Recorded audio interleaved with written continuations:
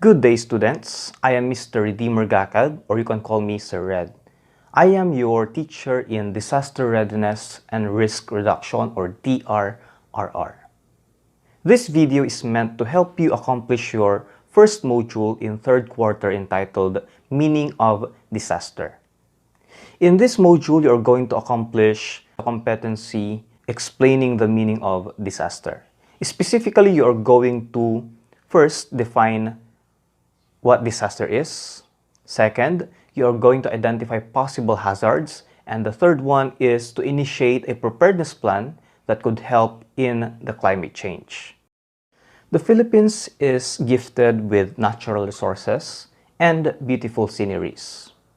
But together with these gifts, it is also cursed with a lot of disasters. Aside from being part of the Pacific Ring of Fire, we are also situated on the so-called typhoon highways, which means we are always battered with different disasters such as earthquakes, volcanic eruptions, typhoons, and many more. Before we define disaster, it is important for us to understand first the meaning of the following. First one is natural event. What is natural event? It is an event that naturally occurs in nature. This event has been happening ever since the early days of planet Earth, when plants, animals, and humans are not yet around. Examples of this are volcanic eruptions, earthquakes, landslides, floods, and typhoons. These events helped in shaping the Earth from its early form to the beautiful blue planet that it is today.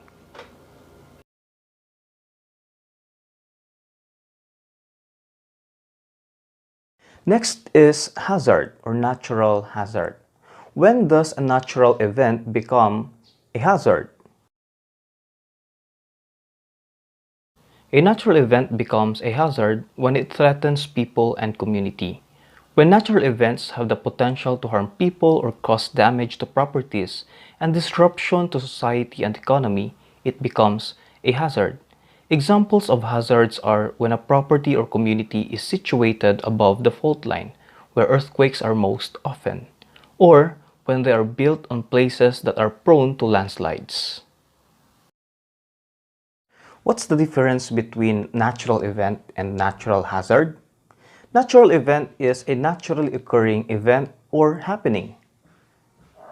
When it threatens human population or communities, it becomes a hazard. Since we cannot move the Philippines away from this place where naturally occurring hazards always happen, what we should do is to lessen the effects of these hazards. And this is possible through hazard assessment.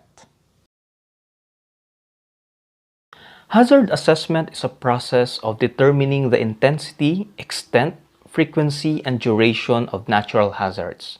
Simply, it determines how much threat a hazard poses to a certain community. Hazard assessment is done by looking at the past and present hazardous processes. To conduct a hazard assessment, the following questions must be answered.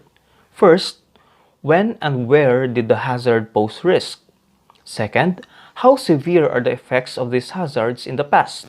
Third, how often does this hazard take place? And fourth, what will be its impact in the present conditions?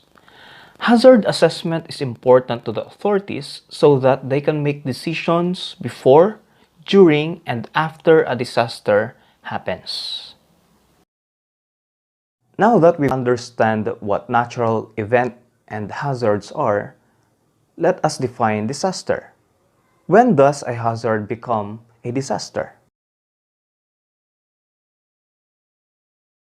When the potential danger or hazard hits a vulnerable population, it becomes a disaster.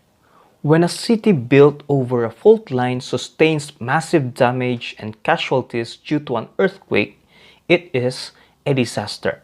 When a community built on a mountainous area is buried in a landslide, it is a disaster. Remember, a hazard is just a threat.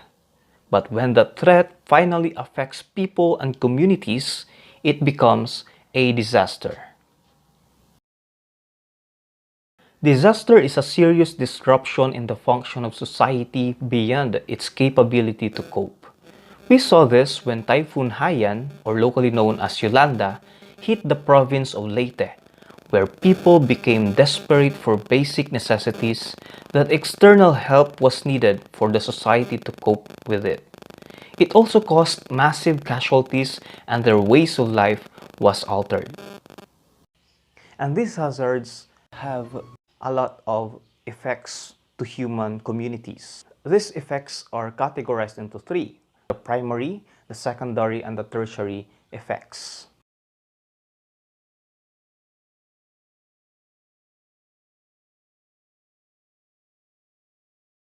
Primary effects are directly caused by the disaster.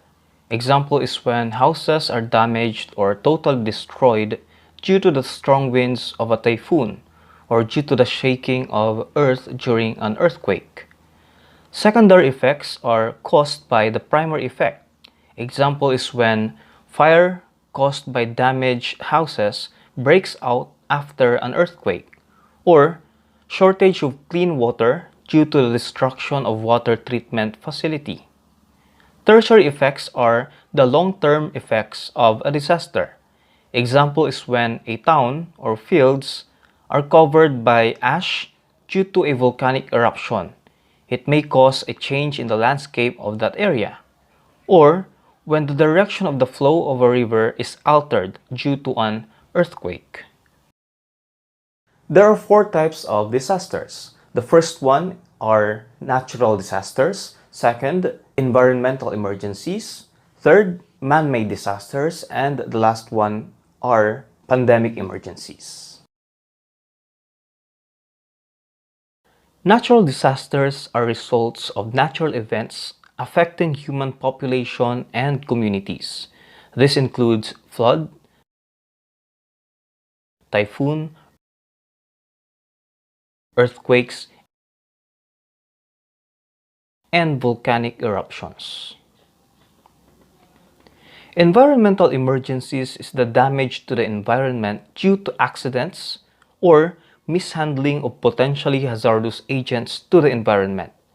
These emergencies include oil spills, fire, and chemical spills. Man-made disasters, or sometimes referred to as anthropogenic disaster, is caused by human action or inaction. Whether intended or unintended, this disaster causes massive casualties and destruction to properties and environmental damage. Examples of this are wars and terrorist activities. And finally, pandemic emergencies are the spread of a new disease in a global scale in which humanity has no immunity to. We are currently experiencing one right now, the COVID-19 pandemic. It's been more than 1 year since the start of the spread of this disease, and right now, there are more than 125 million cases and 2.75 million deaths.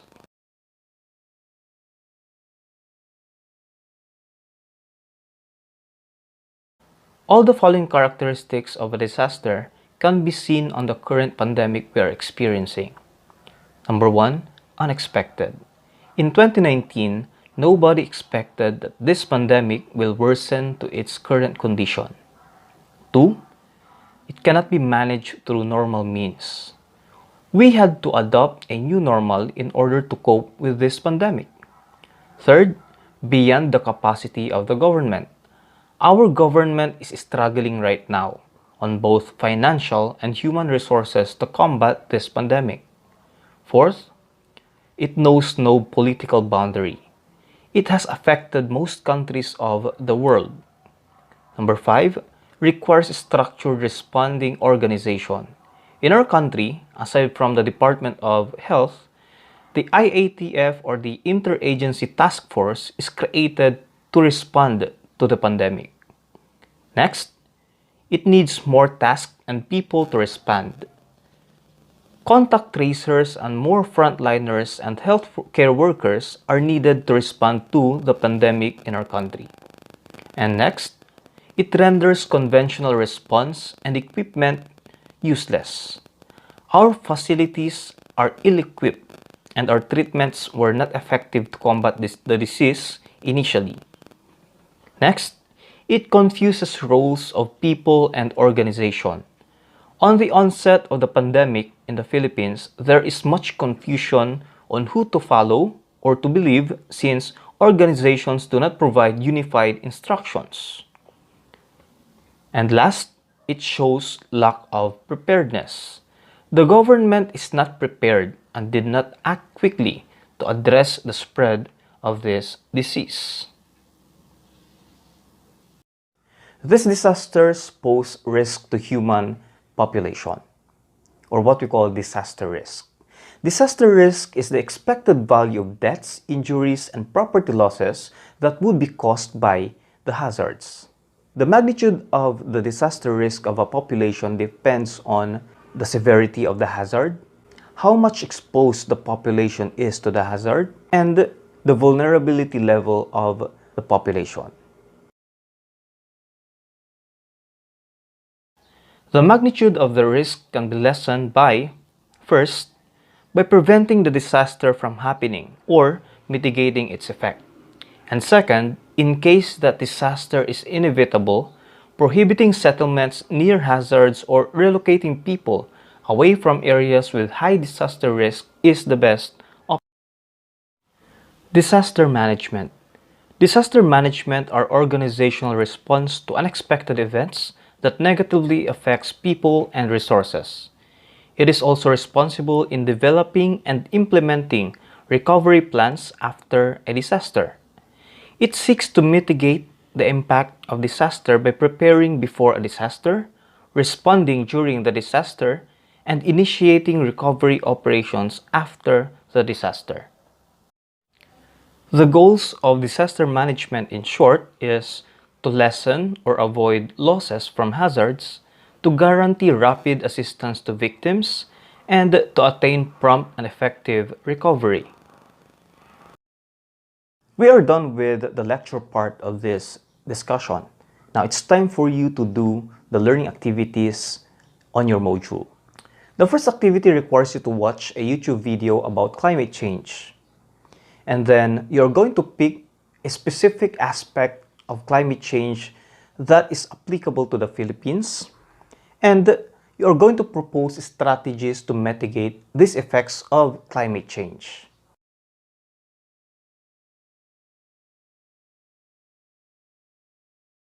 The next activity requires you to write a love letter for Mother Earth. We've sent a lot of space missions to the planet Mars in hope that it will become the next home of humanity. But right now, there is only one home for humans, and that is Mother Earth. So in this activity, you show your appreciation, how much you love Mother Earth through writing or completing the phrase, I love Mother Earth, therefore I will. Now make sure that you write your own distinct statement.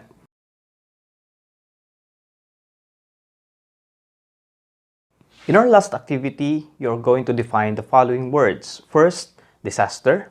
Second, disaster management. And the third one is risk assessment.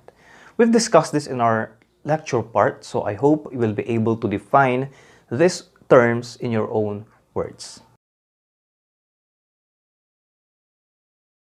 Now that you're done with the 3 learning activities in our module, you can now move on to the post-test. But before doing the post-test, remember the following key points. Natural hazards are part and parcel of the Philippine environment, but disaster happen because of human settlements, infrastructures, people, and economic activities are placed where hazards happen.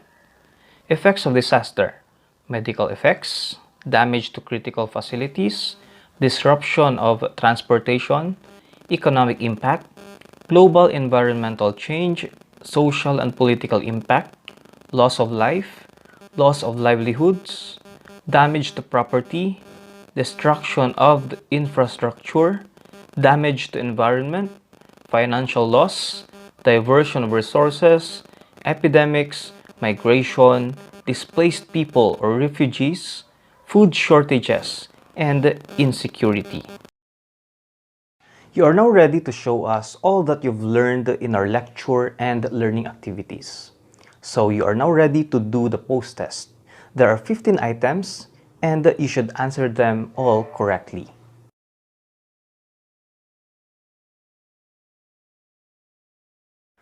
So what did we learn from this video?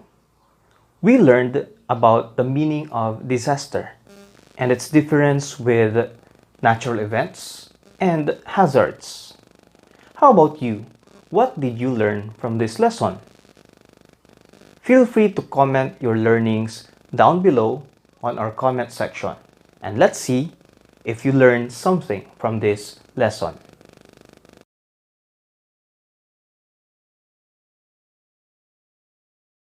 So that is the first module for disaster readiness and risk reduction. I hope you've learned something from our lecture and learning activities, and I also hope that you answered the post-test honestly and correctly. So that is all for today. See you on our next video for Module 2.